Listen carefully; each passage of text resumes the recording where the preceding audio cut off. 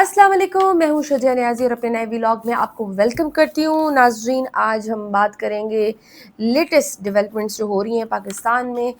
सबसे पहले हम ज़िक्र करेंगे खैबर पख्तूनख्वा की असम्बली की। वहाँ पर सुहेल अफरीदी साहब जो हैं वो वज़ीर आला नामज़द हो चुके हुए हैं। नामज़द क्या बल्कि वो बन चुके हुए हैं, उनको वोट डल चुके हुए हैं।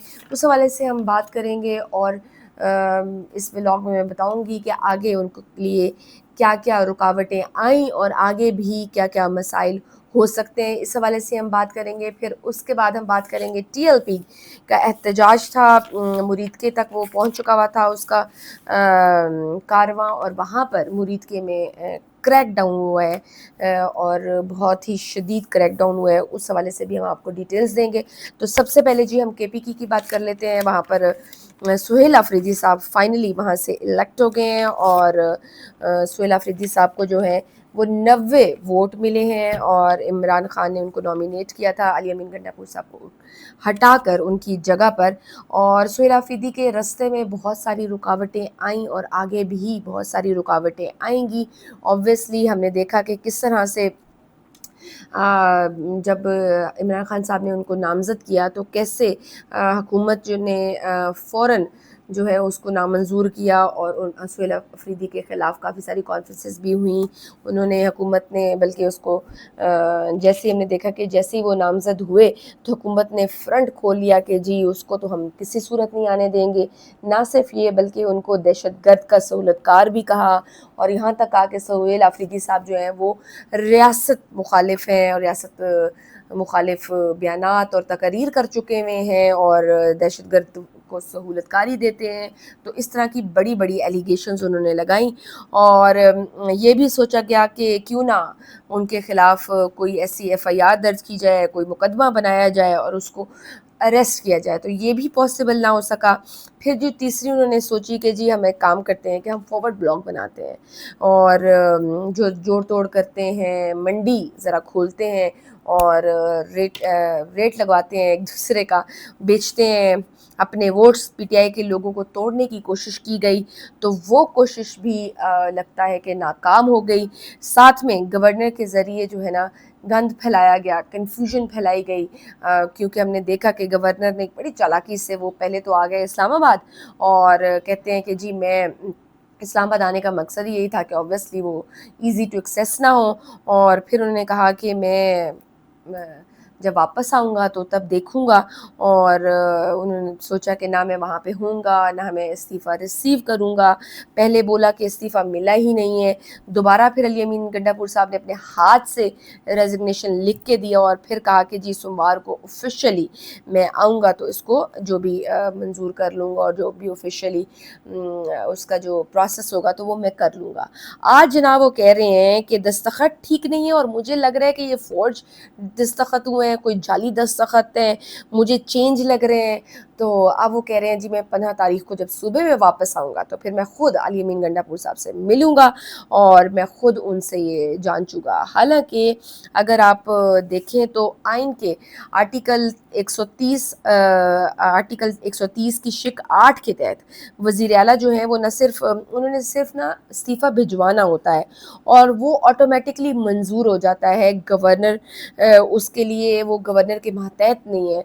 और वैसे भी आपको पता है कि गवर्नरशिप तो एक आइनी ओहदा है जो दिया जाता है, उसके कोई इतना कोई उसका आप कहें कि इतना इफ़ेक्टिव नहीं है। तो इसमें अगर कोई हुकूमत हैंकी पैंकी लगाए, कोई में भी हो सकता है कि वो हाई कोर्ट चले जाएं इस मामले पर आगे उसको परसू करने के लिए। तो ज़रूरी नहीं होता कि गवर्नर का इन शॉर्ट के उसको ऑफिशियली वो उसको मंजूर करे। जो आइन बहरहाल यही कहता है कि अगर वज़ीर आला ने अगर इस्तीफ़ा दे दिया है, और ये मैं आर्टिकल 130 की बात कर रही हूँ, उसकी शिक 8 के तहत मैं ये कह रही हूँ कि वज़ीर आला ने सिर्फ इस्तीफ़ा भिजवाना होता है और वो ऑटोमेटिकली मंजूर हो जाता है, इर्रिस्पेक्टिव ऑफ के गवर्नर साहब खुद उसको मंजूर करते हैं नहीं करते। अगर उन्होंने भेज दिया है تو وہ ہو سکتا ہے. سو اب دیکھیں کہ اب حکومت کیا کرتی ہے. ہو سکتا ہے کہ اپوزیشن کیا کرتی ہے. ہو سکتا ہے کہ وہ پشاور ہائی کورٹ اگر یہ معاملہ جاتا ہے اور وہاں بھی اگر سہیل آفریدی صاحب کو کلین چٹ مل جاتی ہے اور سرخرو ہو جاتے ہیں تو پھر وہ وزیر اعلیٰ کے طور پر جو ہے وہ ایکٹیو ہو جائیں گے, کنٹینیو کرتے رہیں گے. لیکن چیز یہ ہے کہ وفاق جو ہے نا وہ صوبے سے تعاون نہیں کریں گے. یہ سہیل آفریدی صاحب کو ایک بہت بڑا چیلنج ہوگا.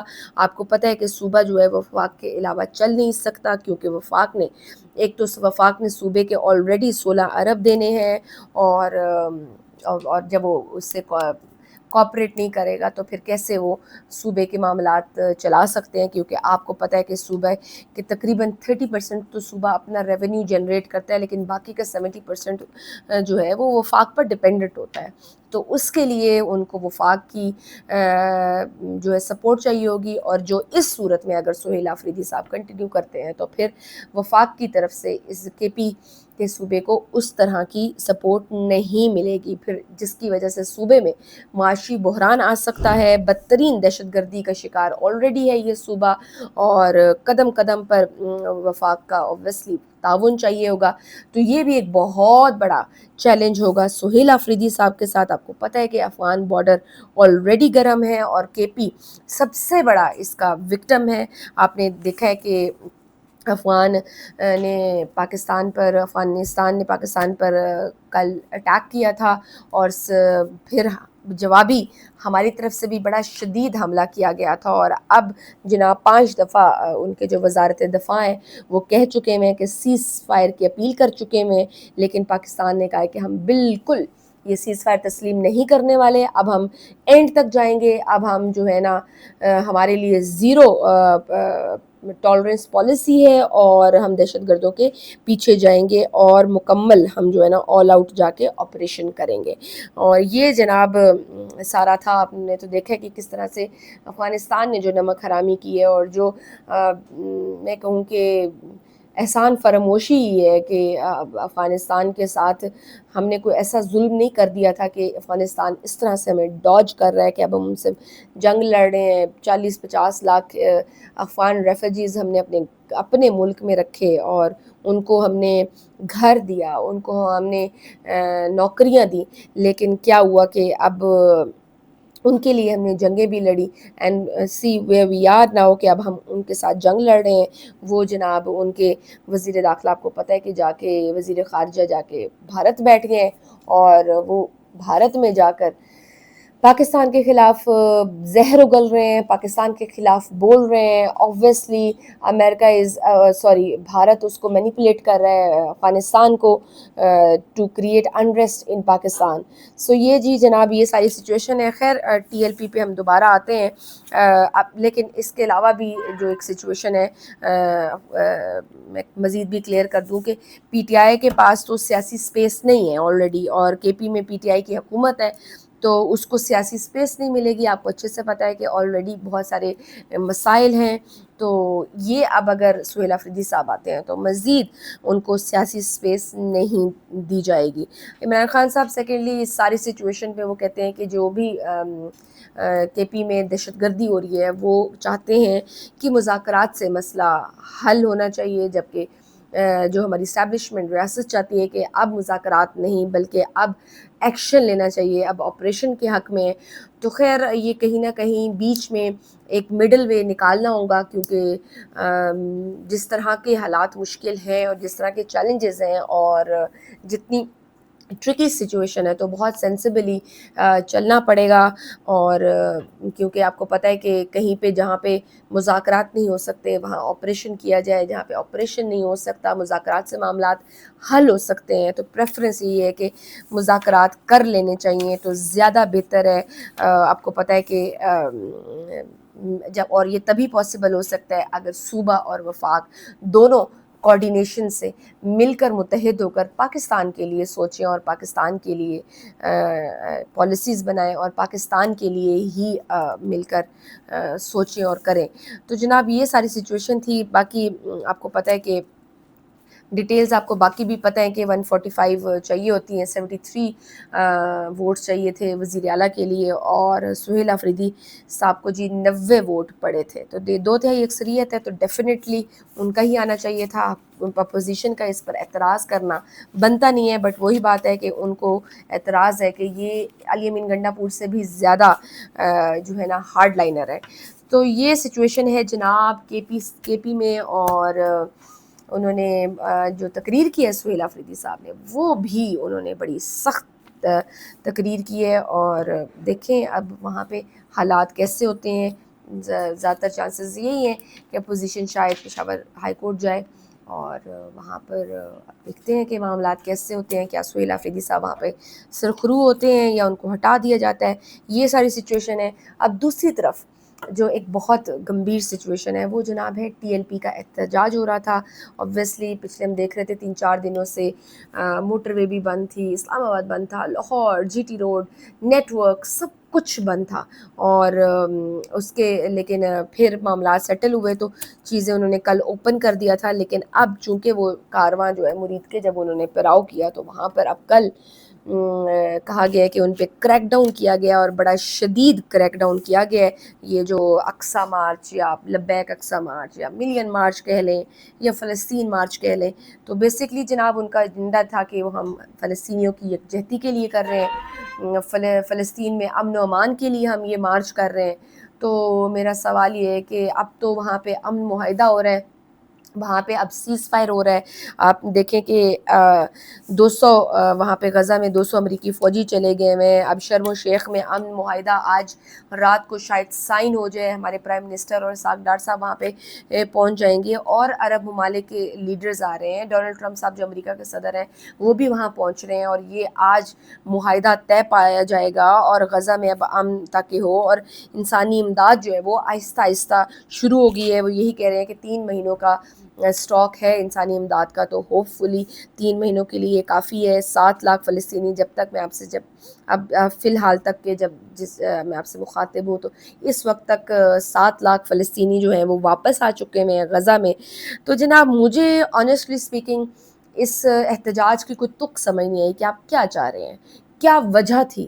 پھر دوسرا یہ کہ ابھی جو لیٹسٹ جو نیوز آ رہی ہیں بہت ہی کرٹیکل سچویشن ہے، بہت محتاط گفتگو کر رہی ہوں اوبویسلی، جو اس ٹائم جو سچویشن ہے میں نہیں چاہتی کہ کچھ ایسا بتایا جائے جس سے مزید اشتعال انگیزی ہو۔ آپ کو پتہ ہے کہ وہاں پہ اب مرید کے میں پولیس آ گئی تھی، رینجرز نے چاروں طرف ان کو گھیر لیا تھا، پھر جو ہے وہاں پہ اسلام آباد اور مرید کے دونوں آئی جیز وہاں پہ موجود تھے، محسن نقوی صاحب خود وہاں پہ موجود تھے، اور آپ نے دیکھا کہ کل ہی میں نے آپ سے شیئر کی تھی کہ پولیس نے سعد رضوی صاحب کے جو گھر ہے ادھر انہوں نے چھاپہ ڈالا تھا، اور جب چھاپہ ڈالا تھا تو وہاں سے کافی نقدی کروڑوں روپے برآمد ہوئے تھے، نہ صرف یہ بلکہ طلائی زیورات نکلے، قیمتی گھڑیاں نکلی، اور بے تحاشا پیسے جو ڈبوں میں بند تھے جو نذرانے کے لیے شاید تھے وہ بھی وہاں سے برآمد ہوئے۔ لیکن میرا سوال پھر بھی وہیں کا وہیں ہے جناب کہ اس مارچ کی تک کیا تھی۔ ابھی ہم نے لیٹسٹ جو اپڈیٹ دیکھی ہے وہ یہ ہے کہ فیملی ان کی اریسٹ کر دی گئی ہوئی ہے، 7 مدرسے ٹی ایل پی کے وہ سیل کر دیے گئے ہوئے ہیں، کچھ گھر گرا دیے گئے ہوئے ہیں ٹی ایل پی کے رہنماؤں کے، سعد رضوی صاحب کے علاوہ باقی رہنماؤں کے گھر انہوں نے گرا دیے ہیں۔ اور مزید آپ سے میں ڈیٹیلز بھی شیئر کر دوں کہ مختلف موقف ہیں کہ وہ جناب یہ ہے کہ پنجاب پولیس کے مطابق ایک پولیس انسپکٹر ان کو گولی لگنے سے وہ جہاں بھاگ ہو گئے ہیں، اور 48 اہلکار زخمی ہوئے ہیں جن میں 17 کو گولیاں لگی ہیں۔ پولیس کے مطابق ٹی ایل پی کے 3 مظاہرین اور ایک راہگیر جان سے گئے، 8 مظاہرین زخمی ہوئے ہیں، 40 سرکاری اور نجی گاڑیاں نظر آتش کی گئی ہیں، متعدد ٹی ایل پی کارکنان کو گرفتار بھی کیا گیا ہے، یہ بھی سننے میں آ رہا ہے، جو ان کا کنٹینر تھا ان کو بھی آگ لگا دی گئی تھی۔ ٹی ایل پی کے الزامات اور دعوے جناب یہ ہیں کہ پولیس نے براہ راست فائرنگ کی ہے اور شدید آنسو گیس کا استعمال کیا ہے، انہوں نے مرکزی کنٹینر کو نشانہ بنایا ہے جس میں قائدین موجود تھے، اور ٹی ایل پی مزید کہتی ہے کہ امیر سعد رضوی کو بھی ان کا کہنا یہی ہے کہ ان کو 3 گولیاں لگی ہیں اور وہ بے ہوش ہو گئے ہیں، لیکن ابھی بہرحال اس کی آزاد ذرائع سے تصدیق نہیں ہوئی ہے. یہ صرف سوشل میڈیا پہ یہ سعد رضوی صاحب کے بارے میں بھی خبر آئی ہے، لیکن یہ کوئی مصدق ابھی تک ذرائع سے ہمیں نہیں پتہ چلا. تو I just want to make it clear, متعدد رہنما اور جو کارکنان ہیں وہ شدید زخمی ہوئے ہیں، کچھ کی حالت تشویشناک ہے. تحریک لبیک نے کہا ہے کہ حکومت نے مذاکراتی ٹیم کو بلایا لیکن وہ ٹیم واپس نہیں آئی، اور رات 3:45 پر یہ آپریشن شروع کر دیا گیا تھا. اور پولیس کہتی ہے کہ جناب ہمارے جو ہے نا مظاہرین نے ہم پہ پتھراؤ کیا ہے، کیلدار ڈنڈوں سے، پیٹرول بموں کا استعمال کیا ہے، اور بعد میں اندھا دھند انہوں نے کہا ہے کہ جی فائرنگ کی ہے. وہ پولیس یہ کہہ رہی ہے، جس سے سویلینز اور اہلکاروں کو جانی اور مالی نقصان ہوا ہے. قانون نافذ کرنے والے اداروں نے اپنی جان کے دفاع میں محدود طاقت استعمال کرنے کا دعویٰ کیا ہے.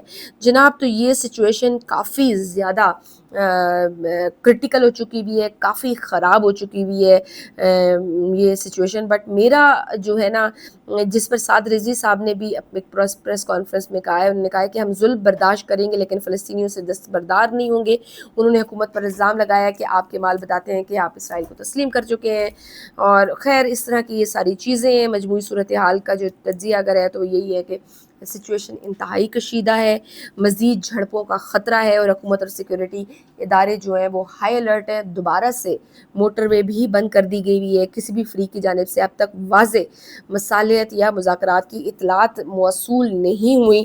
But again my same question is کہ حکومت پنجاب نے کیوں مذاکرات کے ذریعے انگیج نہیں کیا، کیوں ان کے ساتھ بات چیت کر کے معاملات کو ختم نہیں کیا. مریم نواز صاحبہ کہاں تھیں، پنجاب حکومت کہاں ہے؟ کوشش کرنی چاہیے تھی کہ بات چیت سے معاملات حل ہو جاتے. کیوں پچھلے 2-3 دن سے ہم نے دیکھا کہ بے ایمانہ اور بے رحمانہ طاقت کا استعمال کیا گیا. ٹی ایل پی سے یہ جھڑپیں ہو رہی ہیں، اوبویسلی وہ لوگ کہہ رہے ہیں کہ ہماری بہت ساری جانوں کا نقصان ہوا ہے. تو اچھا ہوتا اگر بیٹھ کے یہ مذاکرات سے چیزیں حل ہو جاتی. اب اس کے نتیجے میں پورے ملک میں ٹی ایل پی جو ہے وہ سڑکوں پر موجود ہے، اور لاہور بار کے جو وکلا ہیں انہوں نے عدالتوں کا بائیکاٹ کر دیا گیا ہے. سننے میں آ رہا ہے کہ وکلا بھی ہے جو ہے وہ پولیس کو بھگا رہے ہیں. موٹر وے پھر سے بند ہے، جی ٹی روڈ بند ہے، اسلام آباد بند ہے. کیوں مذاکرات نہیں کیے گئے؟ کیوں طاقت استعمال کی گئی؟ ہم طاقت مطلب میرے خیال سے نوبت یہاں تک نہ آتی اگر آپ ان کو انگیج کر لیتے، اگر آپ بات چیت کر لیتے، اگر آپ سن لیتے تو شاید معاملات اتنے خراب نہ ہوتے. اور بہرحال اب سینس پریویل ہونی چاہیے، ڈیمیج کنٹرول کرنا چاہیے. جتنا ڈیمیج ہو گیا ہے اس پہ افسوس ہی کیا جا سکتا ہے، لیکن اوبویسلی اب اس کو کنٹرول کرنے کی ضرورت ہے. یہ سب کرنے سے صرف نفرتیں ہی بڑھیں گی اور تو کچھ نہیں ہوگا. مزید آلریڈی ہمارے ملک میں اتنے سارے چیلنجز ہیں. اپنے ملک کا سوچنا چاہیے ہر کسی کو کہ آپ جو بھی کریں پہلے ملک کے استحکام کی بات، ملک میں امن و امان کی کنڈیشن کو سامنے رکھ کے فیصلے لیں. بیکاز بہت سارے محاذ ہم نے کھول لیے ہیں ٹی ایل پی کے ساتھ. ہمارا مسئلہ ہو گیا ہے افغان بارڈر پہ ویسی کشیدگی ہے، کے پی میں دہشت گردی بڑھ رہی ہے، بلوچستان میں پراکسی وار چل رہی ہے، آئے روز دشمن گھات لگائے بیٹھا ہے. اور نو ڈاؤٹ کہ ہم سفارتی سطح پر تو بہت ساری کامیابیاں بٹور رہے ہیں، لیکن ہمیں اپنے انٹرنل معاملات کو بھی سیٹ کرنے کی ضرورت ہے. کیونکہ اگر آپ اپنے انٹرنل معاملات کو صحیح نہیں کریں گے تو یہی دشمن آپ کی کمزوریوں کا فائدہ اٹھائے گا اور اس کو آپ کے ہی خلاف استعمال کرے گا. تو دس از اے ہائی ٹائم کہ we need to prevail a sense and ہمیں وہ جو نفرتیں ہیں، وہ جو تقسیم ہے، اس کو ختم کرنے کی ضرورت ہے. اور ہمیں پورے پاکستان کو متحد ہونے کی ضرورت ہے. کے پی میں بھی جو ایک گیپ سا آ رہا ہے اس کو ریاست اور عام لوگوں کے درمیان، قبائلی لوگوں کے درمیان، اس کو ہمیں ختم کرنا ہے. اور اوبویسلی ہم سب کے لیے پاکستان کی بقا، پاکستان کی سلامتی سب سے زیادہ میٹر کرتی ہے اور اس پہ کوئی کمپرومائز نہیں ہو سکتا جناب. تو یہ ساری سچویشن ہے ٹی ایل پی کی بھی، اور ان کا احتجاج جاری ہے. اور ادھر سے جو ہے نا سہیل آفریدی صاحب وزیر اعلیٰ بن چکے ہیں کے پی کے. دیکھیں اب وہاں پر کیا ہوتا ہے، وہاں کتنی انہیں سپورٹ ملتی ہے. اوبویسلی چیلنجز بہت زیادہ ہیں. تو جناب یہ سارا ایک اوور ویو تھا میری جانب سے. اگر آپ کو ویڈیو پسند آئی ہے تو لائک کیجیے اور شیئر کیجیے اور میرا چینل سبسکرائب کیجیے. اجازت دیجیے، اللہ حافظ.